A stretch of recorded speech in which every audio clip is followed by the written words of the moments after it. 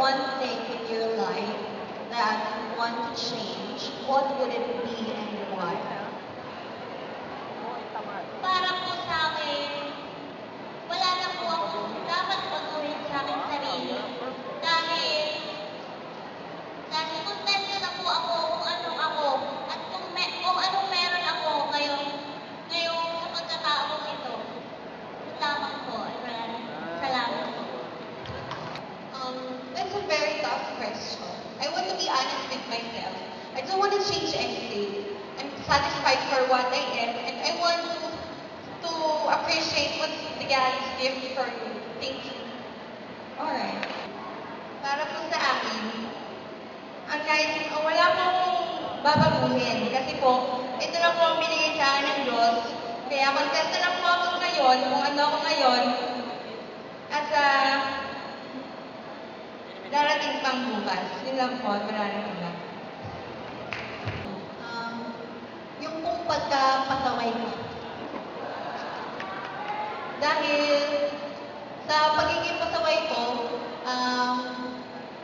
nagiging sakit ako ng magulang ko. Someday, papatunayan ko sa kanila na mababago na ako para kahit minsan may pagmalaki nila ako. Yun lang po, maraming salamat. Siguro po kung mayroon ng gustong baguhin sa aking pamumuhay, yun ay ang pagiging masyadong modernisadong tao. Dahil napapag-iwan na po natin ang mga tradisyonal nating gawain at kultura. At dahil doon, parang hindi natin napapatunayan na isa na talaga tayong tunay na Pilipino. Kumbaga, tayo ay napapagaya na din sa ibang bansa at hindi na tayo nagiging pure na Pilipino sa pamumuhay natin. Naku, maraming salamat. Dirigin. Bago po sagutin ng katarungan yan, gusto kong bumati ng isang magandang umaga sa inyo lahat. Kung may babaguhin man po ako sa sarili ko, yun po yung pagiging negative-minded ko po.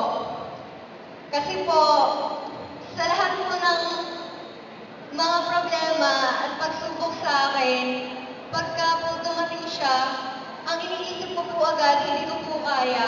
Ayun po yung gusto kong baguhin na ang gusto ko rin pong gawin sa sarili ko na sa lahat po ng pagsubok, lagi pong may paraan dyan na dapat po lagi naging negative tayong lahat. Yun lang po at maraming salamat.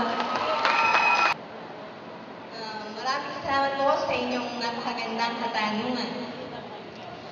Para po sa akin, ang dapat pong baguhin ko sa aking sarili, ito po ang aking napakakihalubilo sa ibang tao. Napakahirap pong hindi ka marunong makihalubilo sa ibang tao, hindi ka po marunong makasama sa ibang tao, paano mo ka makaka-adapt? Paano mo po ipapakita sa sarili mo at sa kanila kung ano ka at ano ka para sa kanila? Para sa akin po, masasabi ko kung wala na akong kailangan pang baguhin. Dahil kung ano man ang ibinigay sa akin ng Diyos, kontento na ako dito at masaya ako ng bumuhay. At nagpapasalamat ako sa Kanya at ganito ako. Yun lang ako at maraming salamat.